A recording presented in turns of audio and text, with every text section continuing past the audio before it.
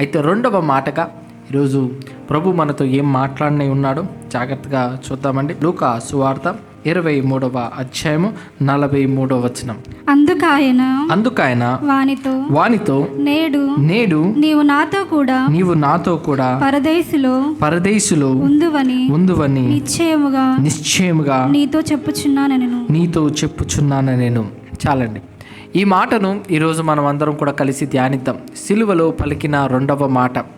ఈ మాట ఏంటంటే, యేసుక్రీస్తు వారు అక్కడ ఇద్దరు దొంగలుంటే ఆ దొంగల్లో ఒక దొంగ మరి ప్రభుతో మాట్లాడుతూ నీ రాజ్యంలో నన్ను జ్ఞాపకం చేసుకో అనే మాట చెప్పినప్పుడు ప్రభు వారు చెప్పిన మాట అదేంటనంటే, నేడు నీవు నాతో కూడా పరదేశిలో ఉందవని నిశ్చయముగా నీతో చెప్పుచున్నాను. అంటే ప్రభు కన్ఫర్మ్ చేశాడు. అక్కడ ప్రభు కన్ఫర్మ్ చేశాడు, నువ్వు ఖచ్చితంగా గ్యారంటీ నీకు వీసా వచ్చేసింది. ఎక్కడికి? అమెరికా కాదు, ఎక్కడికేనంటే పరదేశి. పరదేశి అంటే ఏంటో చెప్తాను వినండి. పరదేశి అని అంటే నీతిమంతులు ఉండే ఆత్మలు అన్నమాట. మరణించిన వారు, అందులో ఎవరైతే దేవుని కొరకు బ్రతకరో వాళ్ళు వేదనకరమైన స్థలంలో ఉంటారు. ఎవరైతే దేవుని కొరకు బ్రతికి దేవుని యందు విశ్వాసం కలిగి జీవిస్తారో వాళ్ళు పరదేశిలో ఉంటారనమాట. దాన్నే నీతిమంతులు ఉండే ఆత్మలనే పరదేశి అని బైబిల్ పిలిచింది. పరలోకం వేరు, పరదేశి వేరు. కన్ఫ్యూజ్ అవ్వకండి. పరదేశి వేరు, పరలోకం వేరు. అయితే ఇప్పుడు ప్రభు మాట్లాడుతూ చెప్పిన మాట ఏంటంటే, నేడు నీవు నాతో కూడా పరదేశిలో ఉంటావు అనే మాటను ప్రభువు తెలియపరిచాడు. ఈ మాట చెప్పడానికి ముందు అక్కడ పరిస్థితులు ఎలా ఉన్నాయి, అక్కడ ఏం జరిగింది, ఈ రెండో మాట పలకడానికి ముందు అక్కడ ఏం జరిగితే ప్రభు వారు ఈ మాట మరి ఆ దొంగతో చెప్పాడో ఇప్పుడు జాగ్రత్తగా కొన్ని మాటలు మనము వాక్యాల నుంచి ఆలోచిద్దాం. ఇప్పుడు జాగ్రత్తగా మనము బైబిల్ని పరిశీలిస్తే, బైబిల్లో ఉన్న విషయాలను ఆలోచిస్తే ఇద్దరు దొంగలు ఉన్నారంట. రైట్ సైడ్ ఒక ఆయన, లెఫ్ట్ సైడ్ మరొక ఆయన. ఈ ఇద్దరు దొంగల్ని అసలు బైబిల్ ఏమని పిలిచిందో, వాళ్ళ గురించి ఏమని రాయబడిందో ఒకసారి చూద్దాం. మత్తయి సువార్త 27వ అధ్యాయం 38వ వచనం చూడండి జాగ్రత్తగా. మరియు కుడివైపున ఒకడు ఎడమ వైపున ఒకడు ఇద్దరు బందిపోట్ల దొంగలు ఆయనతో కూడా సిలువ వేయబడిరి. చాలండి. ఏ దొంగలు అని రాయబడింది? బందిపోట్ల దొంగలు అనే విషయము రాయబడింది. సో ఇది కాస్త అలా మైండ్లో పెట్టుకోండి, తర్వాత దీని గురించి నేను చెబుతాను. ఇప్పుడు స్క్రీన్ మీద ఒక ఇమేజ్ చూద్దాం మనం. అదేంటంటే, ఏ దొంగ అయితే ప్రభువా నీవు నీ రాజ్యంలో వచ్చినప్పుడు నన్ను జ్ఞాపకం చేసుకో అని అడిగాడో అతని పేరు ఏమని రాయబడిందంటే, అతని పేరు ఏమని తెలియపరచబడిందంటే దిస్మస్ అనే పేరు అన్నమాట. అతని పేరు దిస్మస్. తర్వాత ఇంకొక వ్యక్తి ఎవరైతే మరి మారు మనసు పొందకుండా మరి ప్రభుని దూషిస్తూ మాట్లాడాడో ఆ వ్యక్తి పేరు గెస్టస్.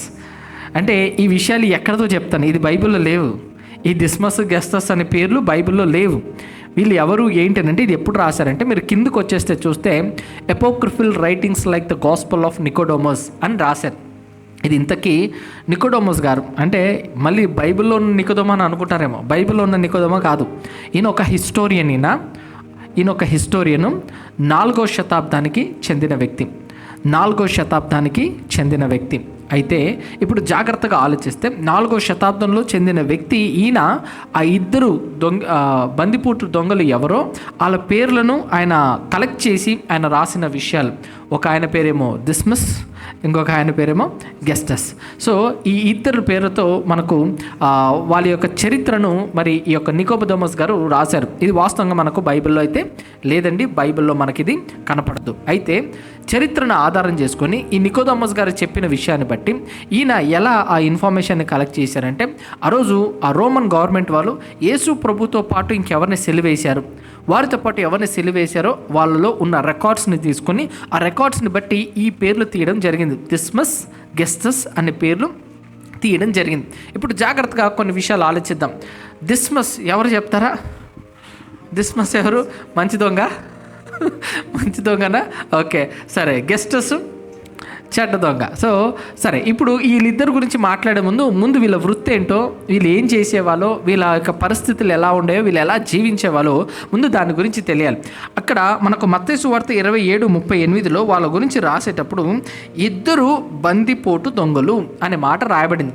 ఇద్దరు బందిపోటు దొంగలు.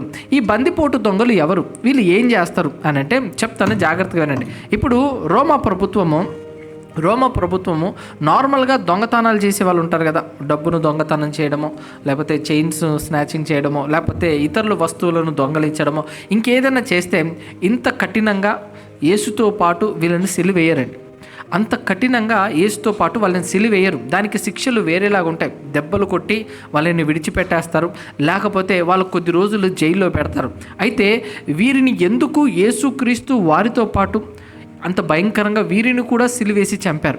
సిలువేసి చంపేయాల్సినంతగా రోమా ప్రభుత్వం ఎందుకు వీరి మీద అలాంటి కఠిన చర్యలు తీసుకున్నాయంటే, వీళ్ళు ఏం చేస్తారో చెప్తాను. ఈ బందిపోటు దొంగలు వీళ్ళ పని ఏంటనంటే, వీళ్ళు రాజ్యానికి వ్యతిరేకంగా పనిచేసేవాళ్ళు, రోమా ప్రభుత్వానికి వ్యతిరేకంగా పనిచేసేవాళ్ళు. వీళ్ళు ఎలాంటి వాళ్ళు అంటే, వీళ్ళు రోడ్డు మీద ఎవరైనా వెళ్తున్నారని అనుకోండి, వెళ్ళి వాళ్ళ దగ్గర డబ్బులు ఇవ్వు అని అడిగి డబ్బులు ఇచ్చుకొని వచ్చే టైప్ కాదు. కత్తి చూపించి డబ్బులు ఇవ్వు అని చెప్పి డబ్బులు ఇప్పించుకొని వచ్చే టైప్ కాదు. వీళ్ళు ఎలాంటి వాళ్ళు అంటే, రోడ్డు మీద వెళ్తున్న వాళ్ళ దగ్గరికి వీళ్ళు వెళ్తారు, వెళ్ళి వారి దగ్గర డబ్బులు తీసుకోవడం కాకుండా, వాళ్ళ దగ్గర ఉన్నవన్నీ తీసుకోవడం కాకుండా, వీళ్ళు ఏమని ఆలోచిస్తారంటే, వాళ్ళు రేపు మా మొహం గుర్తుపడితే ఎవరికైనా రిపోర్ట్ చేస్తారు, ఎవరికైనా తెలియపరుస్తారని చెప్పి వీళ్ళు ఏం చేస్తారంటే, వాళ్ళ దగ్గర ఉన్నవన్నీ దోచుకొని వారిని చంపేసి వీళ్ళు అక్కడి నుంచి పారిపోతారనమాట.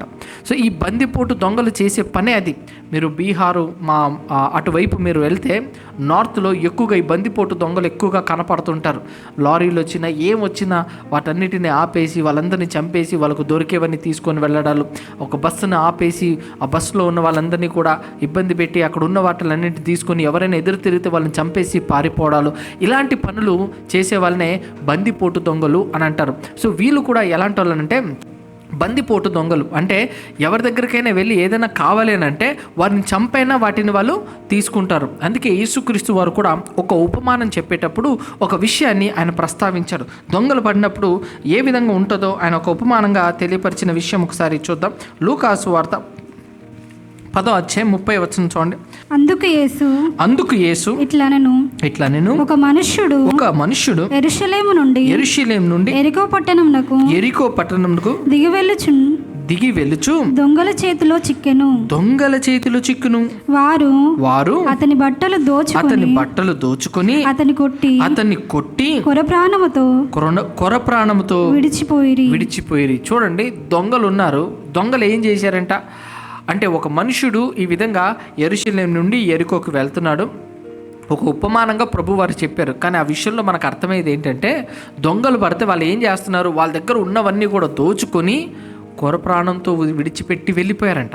అంటే ఇప్పుడు ఈ బందిపోటులు చేసే పనులు ఏంటంటే, వాళ్ళు ఎవరైతే కనపడిన వాళ్ళ దగ్గరికి వెళ్ళి దొంగతనము చేసి వారిని బెదిరించి వారిని కొట్టి అవసరమైతే వారిని చంపేసే రకాలన్నమాట. అంటే వీళ్ళకు జాలి, దయ, కరుణ ఇవేమి కూడా వీళ్ళకు ఉండదండి. అంత క్రూరంగా, అంత నీచంగా వీళ్ళు ప్రవర్తిస్తారు. రీసెంట్గా కూడా ఒక న్యూస్లో వచ్చిన విషయం, ఒక సీసీటీవీ ఫుటేజ్ ద్వారా తెలిసిన విషయం. బైక్లో ఇద్దరు యవనస్తులు వెళ్తుంటే రోడ్డు మీద ఐ థింక్ ఆ పెద్ద ఆవిడ పాపం ఆమె నడుచుకుంటూ వెళ్తుంది. ఒంటి మీద గోల్డ్ చైన్ ఇవన్నీ కూడా వేసుకొని ఉందన్నమాట. ఆమె నడుచుకుంటూ వెళ్తుంటే వీళ్ళు బైక్ నుంచి వచ్చి ఆమె చైన్ ఉంది చూసారు, ఇలా లాగడానికి చూశారు. అది బలంగా ఉండడం వల్ల అది రాలేదండి, వెంటనే రాలేదు, అది బలంగా ఉండడం వల్ల. అయితే లాగారు. అలా లాగినప్పుడు పాపం వాళ్ళు బండి మీద వెళ్తున్నారు. ఆమె పెద్ద ఆవిడ, వయసు ఎక్కువ, అప్పటికి కూడా అలా లాక్కుంటూ తీసుకెళ్లారండి. పాపం ఆమె కూడా వాళ్ళ చేయి పట్టుకొని అది ఆ గోల్డ్ ఎలాగైనా దక్కించుకోవాలనే ఉద్దేశంతో వారిని గట్టిగా పట్టుకునింది. వాళ్ళు కూడా వదలట్లేదు.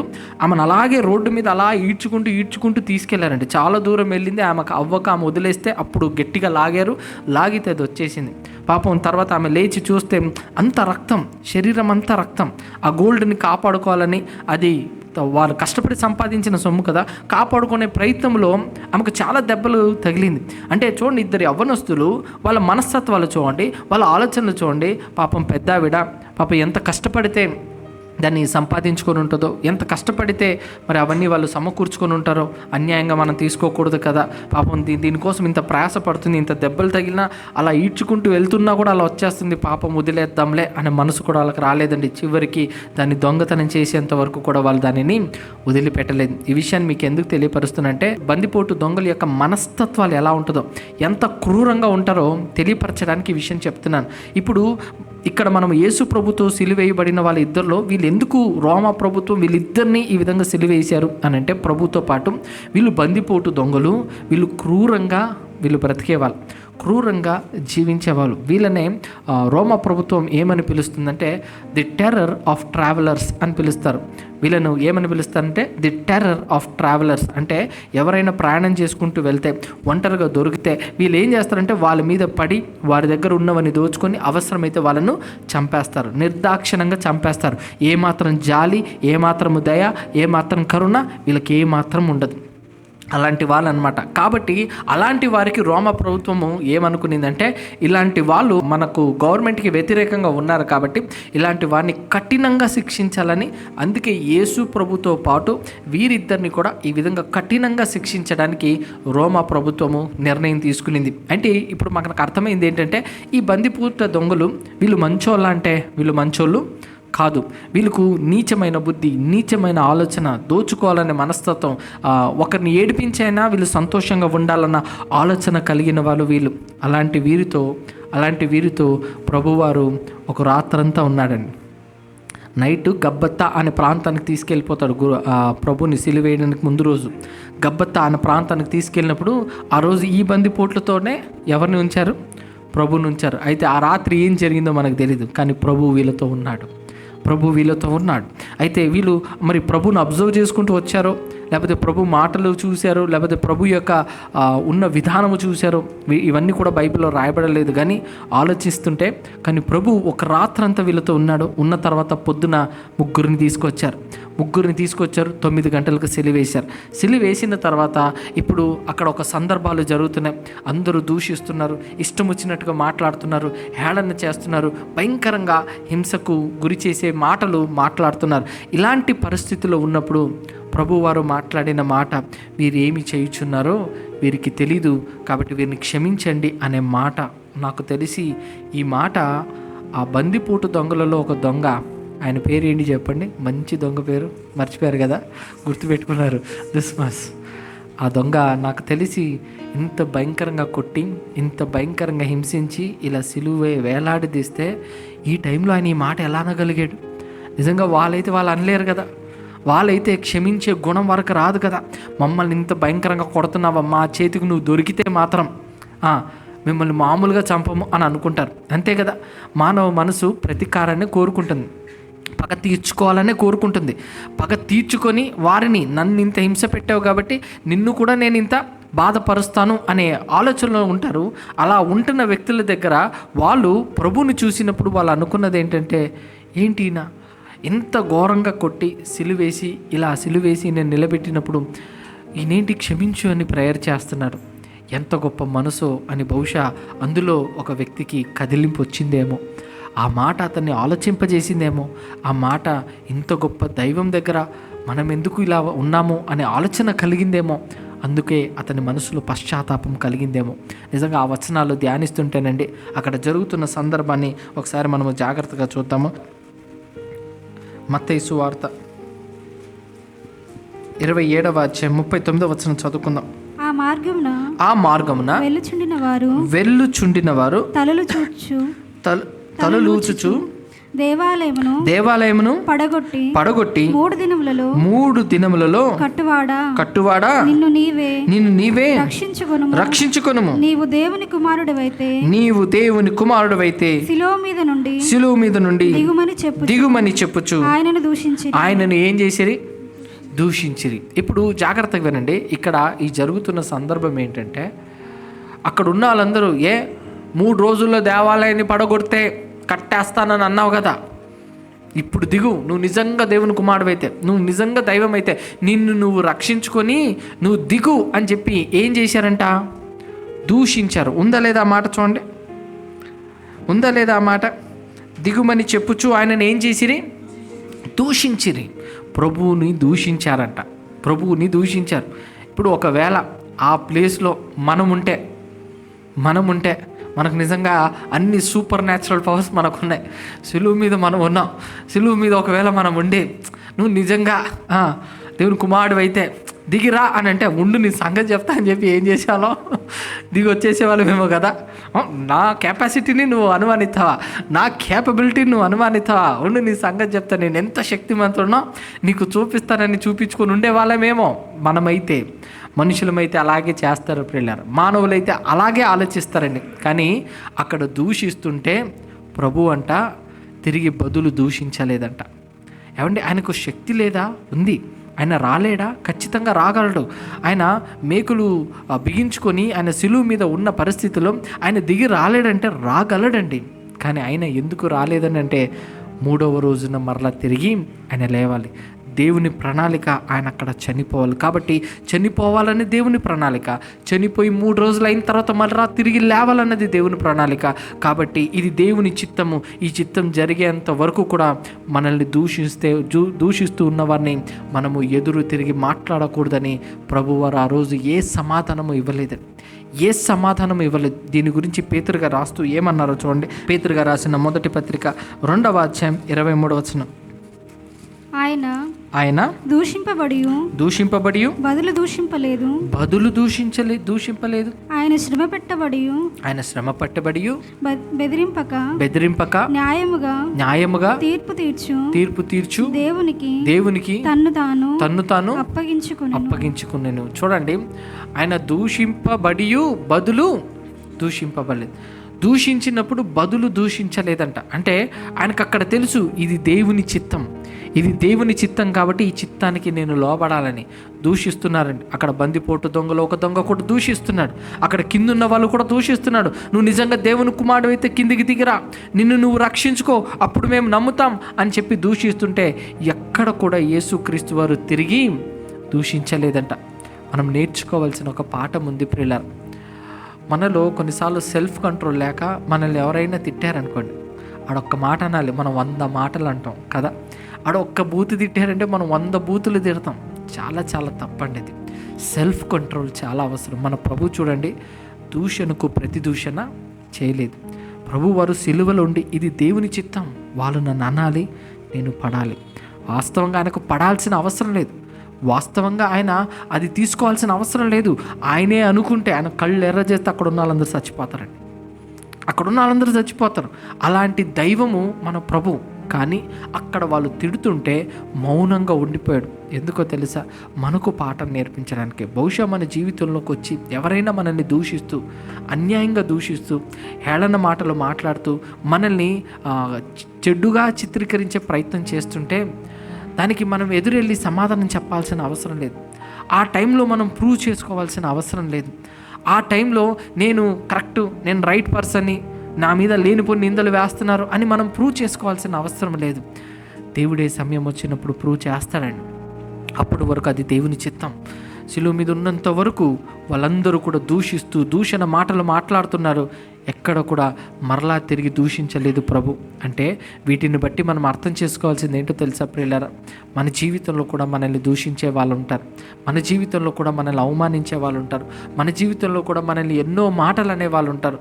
వాళ్ళు అన్నారని మళ్ళీ తిరిగి మనం అంటే వాళ్ళకి మనకు ఇంకా ఏ వ్యత్యాసము ఉండదు. కాబట్టి దూషణకు ప్రతి దూషణ వెళ్ళకండి. ఎవరైనా తిడితే మౌనంగా దానిని సహించే ప్రయత్నం చేయండి. దేవుడే జవాబు చెప్తాడు. 3వ రోజు దేవుడు మాట్లాడండి, 3వ రోజు దేవుడే జవాబు ఇచ్చాడండి. అదేవిధంగా మన జీవితంలో కూడా ఆ 3 రోజులు గడిచే సమయం ఉంటుంది. దానికి అది దేవునికి అప్పగించాలి. మనం దేవునికి అప్పగించిన రోజు దేవుడే మాట్లాడతాడు, దేవుడే సమాధానం చెప్తాడు, దేవుడే జవాబిస్తాడు. కాబట్టి దేవుడు జవాబిచ్చేంత వరకు మనం ఆగాలండి. లేదు నన్ను దూషించారు కాబట్టి వెంటనే నేను దూషిస్తాను అని అనుకుంటే అది పొరపాటు ప్రియులారా. అది పొరపాటు. తిట్టేవాళ్ళు తిడతారు, అనేవాళ్ళు అంటారు, మనల్ని తప్పుగా అనుకునే వాళ్ళు తప్పుగా అనుకుంటారు. కానీ సమయం వచ్చినప్పుడు వాళ్ళే రియలైజ్ అవుతారండి. సమయం వచ్చినప్పుడు వాళ్ళే తెలుసుకుంటారండి. అయితే మనము దేవుని మీద ఆనుకుంటూ బ్రతకాలి. ప్రభువారు అక్కడ దూషింపబడి మరలా తిరిగి దూషించను లేదంట. ఈ విధంగా అక్కడ జరుగుతుంటే ఇంకా ఏం జరిగిందో జాగ్రత్తగా చూడండి. మత్తయి సువార్త 27వ అధ్యాయం 43వ వచనం. వాడు దేవుని యందు విశ్వాసం ఉంచును, నేను దేవుని కుమారుని చెప్పెను కనుక ఆయనకిష్టుడైతే ఆయన ఇప్పుడు వానిని తప్పించమని చెప్పిరి. అంటే ఇప్పుడు చూడండి ఏమని మాట్లాడుతున్నారు. దేవునికి ఇష్టమైతే ఇప్పుడు వాడిని తప్పించండి. కొన్నిసార్లు మనల్ని అంటుంటారు, దేవుని నమ్మావు కదా, దేవుని నువ్వు ఇష్టడు కదా, నువ్వు దేవునికి ప్రార్థన చేసావు కదా, ఏది నీ దేవుడు ఏం చేశాడు అని ఇలా మాట్లాడే వాళ్ళు ఉంటారు.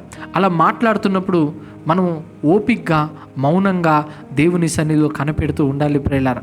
చాలామంది చేసేది ఏంటంటే, ఏమండి మేము అన్యులమండి, బయటికి వచ్చామండి, కానీ చాలామంది మమ్మల్ని ఎన్నో మాటలు అంటున్నారు, ఎన్నో బాధకు గురి చేసే మాటలు మాట్లాడుతున్నారు. ఈ మాటలు వింటున్నప్పుడల్లా ఎందుకు దేవుడు మా పట్ల ఏం చేయట్లేదు అని అనిపిస్తుంటుందని దుఃఖపడుతుంటారు. కానీ చెప్తున్నాను ప్రియులారా, ఒక టైం వస్తుంది, ఆ టైంలో అది వారు అనాల్సిన టైం, అది వాళ్ళు అంటున్నారు. ఆ అంటున్న టైంలో మనమే గనక ఓపికతో సహనంతో మనం ఉండగలిగితే దేవుడు మాట్లాడే రోజున దేవుడే మాట్లాడతారు. దేవుడు లేవనెత్తిన రోజున దేవుడే నిలబెడతాడండి. మన పక్షాన దేవుడు మాట్లాడతాడు. మనం చేసే ప్రార్థనకు జవాబుగా దేవుడు మాట్లాడతాడండి. కాబట్టి అప్పటి వరకు మనము మౌనంగా సహించుకుంటూ ముందుకు వెళ్ళాలి. తిట్టేవారిని చూసి, అసూయపడే వారిని చూసి, లేకపోతే మనల్ని ఇబ్బంది పెట్టాలని చూస్తే అలాంటి వారిని చూసి మనము తొందరగా వెంటనే స్పందించామని అనుకోండి, మన జీవితాలే నాశనం అయిపోతాయి. మనం స్పందించాల్సిన సమయంలోనే స్పందించాలి తప్ప సమయం రాకముందే స్పందించడం అనేది ఏమాత్రమో మంచిది కాదండి. ఇప్పుడు మనం వాక్యంలో చూస్తే, ఇప్పుడు అక్కడ ఉన్న పరిస్థితి అంతా చూస్తే కిందున్న వాళ్ళు దూషిస్తున్నారు. ఏమంటే ఆయన సెలువు మీద ఉన్నాడు, మేకులు బిగగొట్టుకొని వేలాడుతూ అలాంటి భయంకరమైన పరిస్థితిలో ఉన్నప్పుడు కొంచెం కూడా జాలి లేదు, చూసారా? కొంచెం కూడా జాలి లేదు. అలాంటి పరిస్థితిలో కూడా యేసు ప్రభుని వాళ్ళు అవమానిస్తున్నారంటే వాళ్ళకు మనసు ఉందంటారా? అసలు మనసే లేదు కదా. మనసు లేని మనుషులు అని చెప్పుకోవచ్చు. మనసు లేని మనుషులు మనలో కూడా కొంతమంది కొన్నిసార్లు అవతల వాడు ఎన్నో కష్టాలు గుండా వెళ్తుంటాడు. ఆ కష్టాల్లో కూడా మనం ఏం చేస్తామంటే పుండు మీద కారం వేసినట్టుగా ఎక్కువగా లేనిపోని మాటలు, వాళ్ళను బాధకు గురి చేసే మాటలు, అప్పుడు వాళ్ళకి ఆదరణ మాటలు కావాలి, వారిని బలపరిచే మాటలు కావాలి, వారికి కొంచెం వాళ్ళ బలాన్ని పుంజుకొని వారు నిలబడే మాటలు కావాలి. కానీ ఆ టైంలో కూడా ఏం చేస్తుంటామంటే వారిని అవమానపరుస్తూ, వారిని గాయపరుస్తూ, వారిని తిడుతూ, నువ్వు వింతేరా, నువ్వు ఎప్పుడు ఇలాగే ఉంటావు అని చెబితే వాళ్ళ గురించి నీచంగా మనం మాట్లాడుతుంటాం. అసూయ పడుకుంటూ, నువ్వు వద్దన్నా కూడా ఈ పని చేశావు, అందుకే చూడు నీకు ఈరోజు ఈ పని వచ్చింది అని చెప్పి, నీకు ఈ గతి పట్టింది అని చెబుతూ వాళ్ళని లేనిపోని మాటలు మాట్లాడుతూ వారిని అవమానపరుస్తుంటాం. ఏమండి, దేవుడు అంటున్నాడు, ఒకవేళ వాళ్ళ పరిస్థితులు బాగాలేకపోతే ఆ పరిస్థితుల్లో వారిని మనం ఆదరించగలగాలి, బలపరిచే మాటలు చెప్పగలగాలండి. ఏమండి, సహాయం చేయకపోయినా పర్వాలేదు కానీ నిందించే మాటలు మాట్లాడకూడదు ప్రియులారా.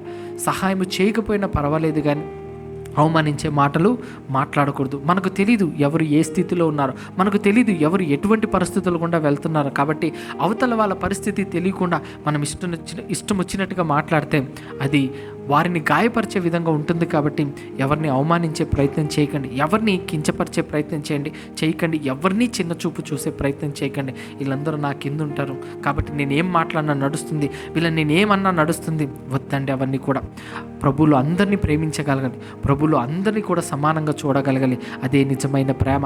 ఇప్పుడు ఈ సందర్భాన్ని జాగ్రత్తగా చూస్తే ఈ సందర్భం అంతా జరుగుతున్నప్పుడు అక్కడ ఆ దొంగల్లో ఒక దొంగ ఏం మాట్లాడాడో ఒకసారి లూకాసు వార్త 23వ అధ్యాయం ముందు 39 చదువుకుందామని. వేలాడవేయబడిన ఆ నేరస్తులలో ఒకడు ఆయనను దూషించుచు, నీవు క్రీస్తువు గదా, నిన్ను నీవు రక్షించుకొనుము, మమ్మును కూడా రక్షించుమని చెప్పెను. అయితే రెండవ వాడు వానిని గద్దించి, నీవు అదే శిక్షావిధిలో ఉన్నావు గనుక దేవునికి భయపడవా? మనకైతే ఇది న్యాయమే, మనము చేసిన వాటికి తగిన ఫలము పొందుచున్నాము గాని ఈయన ఏ తప్పిదమును చేయలేదని చెప్పి. చాలండి. ఇప్పుడు జాగ్రత్త చూస్తే 39వ వచనంలో, వ్రేలాడ వేయబడిన ఆ నేరస్తులలో ఒకడు ఆయనను దూషించుతూ, నీవు క్రీస్తువు కదా. ఏమంటున్నాడు చూడండి, ఏంటంట?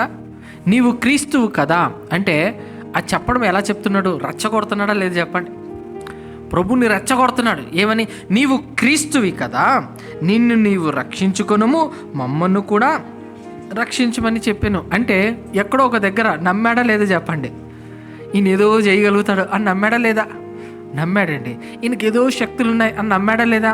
నమ్మాడు. అయితే ఆ నమ్మాడు కానీ ఆ రెస్పాండ్ అయిన విధానం ఉంది చూసారా, అదే బాలేదు. రక్షించమని అడిగిన విధానం ఉంది చూసారా, అది బాలేదండి. ఎలా అడుగుతున్నంటే అసలు భక్తితో భయముతో, నువ్వు క్రీస్తువి, నువ్వు అనుకుంటే సమస్తము సాధ్యము కదా, కాబట్టి మేము ఇటువంటి పరిస్థితిలో ఉన్నాం, ఏంటి ప్రభా, ఏంటి మా పరిస్థితి అని ఒకవేళ అలా అయినా మాట్లాడి ఉండొచ్చు. లేకపోతే ఇంకో దొంగ మాట్లాడినట్టుగా, మమ్మల్ని జ్ఞాపకం చేసుకో, నీ రాజ్యంలో వచ్చినప్పుడు మమ్మల్ని జ్ఞాపకం చేసుకో అని పశ్చాత్తాపంతోనైనా మాట్లాడి ఉండొచ్చు. కానీ ఇవేమి కనపట్లేదు. ఏం మాట్లాడుతున్నంటే రెచ్చగొట్టడం. ఎవరిని? దేవుణ్ణే రెచ్చగొట్టడం. ఏమని? నీవు క్రీస్తువు కదా, నువ్వు క్రీస్తువు కదా, నువ్వు అదే కదా చెప్పుకున్నావు, కాబట్టి ఇప్పుడు నువ్వేం చేయాలంటే, ఇది డిమాండ్, ఇది ఆర్డర్, ఇది ఏంటిది, ఇప్పుడు నువ్వేం చేయాలంటే నిన్ను నువ్వు రక్షించుకో, అది నీకు మంచి జరుగుతుంది, తర్వాత మమ్మల్ని రక్షించే, మాకు మంచి జరుగుతుంది. ఇప్పుడు చెప్పండి, ఈ దొంగకున్న ఆలోచనలన్నీ ఎలా ఉన్నాయి? శారీరకంగా ఉన్నాయా, ఆత్మ సంబంధమైనదిగా ఉందా? శారీరకమైన వాటి మీద ఉంది. శ్రద్ధ దేని మీద ఉందంటే, ఎలాగైనా ఇక్కడి నుంచి బయటపడిపోవాలని ఉన్నాడే కానీ, చచ్చిపోతే నిత్య జీవంలోనికి వెళ్ళాలి, ఎటర్నిటీలోనికి వెళ్ళాలి, అందులో నేను ఉండాలన్న ఆలోచన మాత్రం ఈ దొంగకు లేదు. నేను కొన్నిసార్లు చూస్తుంటానండి, నా దగ్గరికి ప్రేయర్ చేయించుకోవడానికి చాలామంది వస్తుంటారు. కొన్ని మీటింగ్స్కి, కొన్ని ప్రాంతాలకు వెళ్ళినప్పుడు ఒక విచిత్రమైన సంఘటన. ఆ సంఘటన ఏంటంటే, ఒక అన్న అనుకుంటాను నడుచుకుంటూ వచ్చి కొంచెం కళ్ళల్లో నీళ్లు పెట్టుకొని వచ్చాడు. అయ్యో పాపం, ఏం జరిగిందో ఏంటో అని అనుకున్నాను. ఏంటనంటే ప్రేయర్ చేయండి అని అన్నాడు. నేను ఎందుకో అతన్ని బాధను చూసి, ఏం బాధపడుతున్నాడో పాపం అని చెప్పి నేనే అడిగాను, దేని కొరకు ప్రేయర్ చేయమంటావన్నా అని అంటే ఆయన ఇచ్చిన జవాబు ఏంటో తెలుసా? జుట్టు మొత్తం ఊడిపోయింది, పిల్లనివ్వట్లేదు, ప్రేయర్ చేయండి అని అన్నాడండి. నేను అతన్ని చూసి నేను చాలా ఎక్స్పెక్ట్ చేశా, పాపం ఏ బాధలో వెళ్తున్నాడో, దేని కొరకు ప్రేయర్ చేయాలని నేను అడిగితే అతని బాధ ఏంటంటే జుట్టు ఊడిపోయింది, పిల్లనివ్వట్లేదు, ప్రేయర్ చేయండి అని అన్నాడు. ఇంకా సరే ఏం చేస్తామని చెప్పి, సరే నేను నార్మల్గా మంచి జీవిత భాగస్వామిని ఇవ్వని ప్రేయర్ చేసి పంపించానండి. వెళ్ళి ప్రేయర్ చేసి పంపిస్తే మళ్ళీ వచ్చాడు ఆయన. వీళ్ళందరిది అయిపోతే మళ్ళీ వచ్చి అయ్యగారు అని చెప్పి నూనె బాటిల్ ఇచ్చాడు.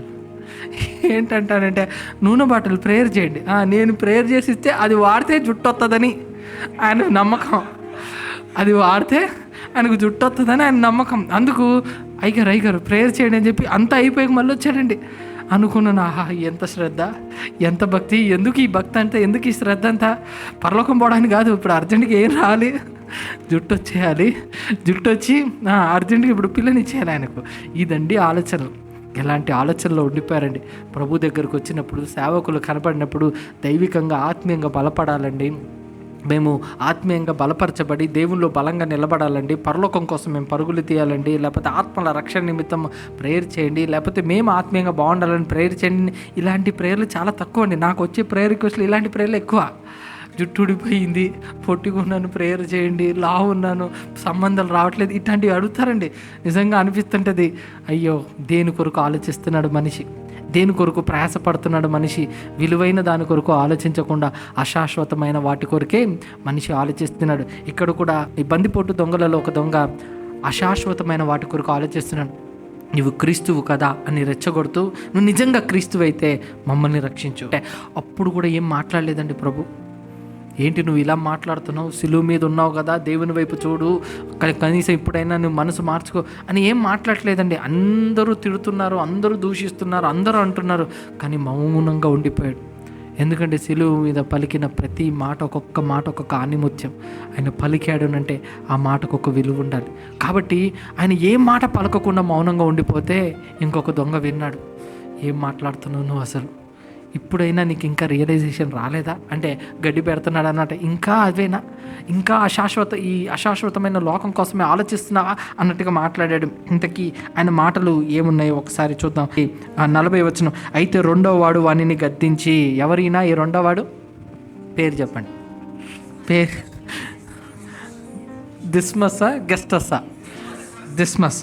సో చూడండి, అయితే ఏమని అంటున్నాడో చూడండి. అయితే రెండో వాడు వాడిని గద్దించి, నీవు అదే శిక్ష విధిలో ఉన్నావు గనక దేవునికి భయపడవా? మనకైతే ఇది న్యాయమే, మనమంతే దీనిని అనుభవించాలి, ఎందుకంటే మనం తప్పులు చేశాం. ఎంతోమందిని దోచుకున్నాం, ఎంతోమంది దగ్గర ఉన్న వస్తువులన్నీ తీసుకున్నాం, ఎంతోమందిని చంపాం, మనము నీచులము, మనము ఇలాంటి తప్పులు పాపాలు చేశాం కాబట్టి ఇది మనకు న్యాయమే, మనము చేసిన వాటికి తగిన ఫలము పొందుచున్నాము. కానీ మనం ఏం తప్పులు చేసామో ఆ తప్పుకి శిక్ష మనం అనుభవిస్తున్నాం. కానీ ఈయన ఏ తప్పిదము చేయలేదని చెప్పి ఆ రెండో వాడండి చెప్పిన ఒక అద్భుతమైన స్టేట్మెంట్ ఏంటంటే, ఈయన ఏ తప్పిదము చేయలేదు, ఏ తప్పు చేయని వాడైనా ఈయనను ఎందుకు అంటున్నాం, ఈయనను ఎందుకు దూషిస్తున్నాం అని రెండో వాడు గద్దించాడండి. ఏ తప్పు చేయలేదని ఈ యొక్క రెండవ దొంగ నమ్మాడు. నన్ను అడిగితేనండి, నిజంగా ఈ మాట చెప్పిన తర్వాత ప్రభు అన్నాడండి, నిశ్చయంగా నీకు కన్ఫామ్ ఏంటి, పరదేశి, నెమ్మది పొందే స్థలం నీకే అని అన్నాడు. నేను నిజంగా ఈ సందర్భాలు చూసినప్పుడు ప్రపంచంలోనే ది మోస్ట్ లక్కీయెస్ట్ పర్సన్ ఎవరైనా ఉన్నారనంటే ఈ సిలువ మీద ఉన్న ఈ దిస్మస్ దొంగే కదండి. నిజంగా సిలువ మీద ఇంత గొప్ప అవకాశం బహుశా ఎవరికి వచ్చి ఉండదేమో అండి. క్షణాల్లో ఛాన్స్ కొట్టేశాడండి. వాస్తవంగా నరకానికి, యాతన పడే స్థలానికి, వేదనకరమైన స్థలానికి వెళ్ళిపోవాల్సిన ఇతను సిలువ మీద ఉంటూ ప్రభువుని చూస్తూ అని అన్న మాట ఏంటనంటే, ఈయనలో ఏ తప్పిదము లేదు అంటే కనిపెట్టాడు, తెలుసుకున్నాడు. ఆయన వ్యక్తిత్వం చూడు, ఇంత సిలువేసి అందరూ ఇంత ఘోరంగా మాట్లాడుతుంటే, ఆయన దూషిస్తుంటే, ఆయన దూషణకు ప్రతి దూషణ చేయకుండా వీళ్ళందరూ క్షమించబడాలని ప్రేయర్ చేశాడంటే ఆ ప్రార్థనకే కరిగిపోయాడేమోనండి ఆ మనిషి. ఆ ప్రార్థనకే అతని మనసు చెలించిందేమో. మనకిది న్యాయమే, ఈయన ఏం తప్పు చేశాడు, మనమంటే బందిపోటు దొంగలం, మనం దొంగతనం చేసాం, అనేకుల్ని దోచుకున్నాం, అనేకుల్ని హింసించాం, అనేకుల్ని బాధపరచాం. ఈయన ఏం చేశాడు, అందరికీ మంచే కదా చేశాడు. అనారోగ్యంతో ఉన్నవారికి స్వస్థతనిచ్చి రోగం కలిగిన వారిని బాగు చేశాడు కదండి. అందరికీ మంచి చేశాడు. కాబట్టి ఈయన చేసింది, ఈయనకు ఇది తగదు, అసలు ఈయన సిలువ మీద ఎక్కాల్సిన కూడా అవసరం లేదు, ఈయనలో ఏ తప్పిదము లేదు, ఈయన ఏ తప్పు చేయలేదు అనే మాట చెబుతూనే మరొక మాట ఆయన చెబుతాడు. 42వ వచనం, ఆయనను చూచి, యేసు నీ రాజ్యంలోనికి వచ్చినప్పుడు నన్ను జ్ఞాపకము చేసుకోనమని ఒకే ఒక్క మాట అడిగాడు. ఇప్పుడు మనం చచ్చిపోబోతున్నాం, కానీ నీ రెండో రాకడంత జరుగుతుందంట కదా. అంటే వాక్యం విన్నాడు, కానీ మారుమనసు పొందలేదు. బాప్తిజం తీసుకున్నాడా? తీసుకోలేదు. బాప్తిజం తీసుకోకుండా సిలువ మీద దొంగ పరలోకం ఎట్టెళ్ళాడబ్బా అని అడుగుతాడని కొంతమంది. ఎట్టెళ్ళాడండి ఆయన, కాబట్టి బాప్తిజము అవసరం లేదండి అని చెప్పి మాట్లాడుతుంటారు. లేదు ప్రియులారా, బాప్తిజము ఆజ్ఞగా ఎప్పుడు ఇవ్వబడిందంటే, ఆయన చనిపోయి తిరిగి లేచిన తర్వాత మీరు సర్వలోకానికి వెళ్ళి సర్వసృష్టికి సువార్త ప్రకటించండి, నమ్మి బాప్తిజం పొందినవాడు రక్షించబడను, నమ్మని వానికి శిక్ష విధించబడను. ఈ ఆజ్ఞ ఎప్పుడు వచ్చింది? సిలువలో ఉన్నప్పుడా? సిలువ మీద ఆయన చనిపోయి తిరిగి లేచిన తర్వాత అంతకు ముందు మరి సిలువ మీద ఉన్నంత వరకు ఏ లా అప్లై అవుతుంది, ఏ ధర్మశాస్త్రం అప్లై అవుతుంది అని అంటే, ఎవరైతే విశ్వాసంతో ప్రభుని అంగీకరిస్తారో అలాంటి వారే రక్షించబడతారు. విశ్వాసంతో ప్రభుని అంగీకరించిన వాళ్ళు రక్షించబడతారు. ఎవరైతే యేసుక్రీస్తు వారు చనిపోయి తిరిగి లేచిన తర్వాత ఉన్న కాలంలో ఉన్నారో వాళ్ళందరూ బాప్తిజం తీసుకుంటే రక్షించబడతారు. ఉదాహరణకు ఒక మాట చూద్దాం. లూకాసు వార్త 7వ అధ్యాయం 50వ వచనం, నీ విశ్వాసము నిన్ను రక్షించను. ఇప్పుడు ఒక మాట చెప్తాను. పాపాత్మురాలైన స్త్రీ ప్రభు పాదాల దగ్గర వచ్చి పడి ఏడుస్తుంటే ఆయన అన్న మాట ఏంటంటే, నీ విశ్వాసమే నిన్ను రక్షించను. ఇప్పుడు సిలువ మీద ఉన్న దొంగ, ఆయనని ఏది రక్షించిందంటే ప్రభుని విశ్వసించాడు. ప్రభు రెండో రాకలో వస్తాడని గ్రహించాడు, ప్రభు కాపాడుతాడు, రక్షిస్తాడని గ్రహించాడు. కాబట్టి సిలువ మీద ఉన్న దొంగ ప్రార్థిస్తూ ఆయన అడిగింది ఏంటంటే, నీ రాజ్యంలో వచ్చినప్పుడు జ్ఞాపకం చేసుకో. ఆ విశ్వాసమే అతన్ని కాపాడింది. ఏమండి, ఆ టైంలో బాప్తిజం తీసుకోలేదు కదండి. అంటే అప్పటికప్పుడు బాప్తిజం ఎక్కడి నుంచి ఇవ్వడానికి కుదురుతుంది చెప్పండి. ఇప్పుడు సరే, నువ్వు పరదేశి రావాలంటే అర్జెంటుగా పని చేద్దాం, సిలువ నుంచి దిగేసి నీళ్ళు ఎక్కడుందో ఎతికేసి అక్కడ బాప్తిజం ఇచ్చి మళ్ళీ వెళ్ళి సిలువ ఎక్కేద్దాం. ఇదండి టైం ఉంటుందండి? ఇలా చేసుకోవడానికి అవకాశం ఉంటుందా? అవకాశం లేదు. కాబట్టి అక్కడ ప్రభు వారు తెలియపరిచింది ఏంటంటే, సిలువ మీద ఉంటున్న దొంగకు ఆ విశ్వాసాన్ని బట్టి అతన్ని రక్షించబడ్డాడు. ప్రియులారా, ఒక మాట చెప్పి ముగిస్తాను. అదేంటంటే, ప్రభు వారు అందరూ మారు మనసు పొందాలని ఎదురు చూశారండి. సులువు మీద ఇద్దరు ఉన్నారు, ఇద్దరికీ అవకాశం ఉంది. కానీ అందులో ఒకడు వినియోగించుకున్నాడు, ఒకడు మాత్రం వినియోగించకుండా దూషించాడు. ఈరోజు మన జీవితంలో మనం ఏం చేస్తున్నాం? దేవుడిచ్చే అవకాశాలను వినియోగించుకుంటున్నామా, లేకపోతే ప్రభునే దూషించి దేవునికి దూరం అయిపోతున్నాం? ఒక్కసారి ఈరోజు మిమ్మల్ని మీరు ఆత్మపరీక్షణ చేసుకోండి. అవకాశాలు ఉన్నప్పుడే మనం మారితే మన జీవితాలు బాగుంటాయి ప్రియులారా. కాబట్టి మీరందరూ కూడా అట్టి జీవితాన్ని కలిగి ప్రభు కొరకు బ్రతకాలని మనసారా ఆశిస్తూ నా మాటలు ముగిస్తున్నాను.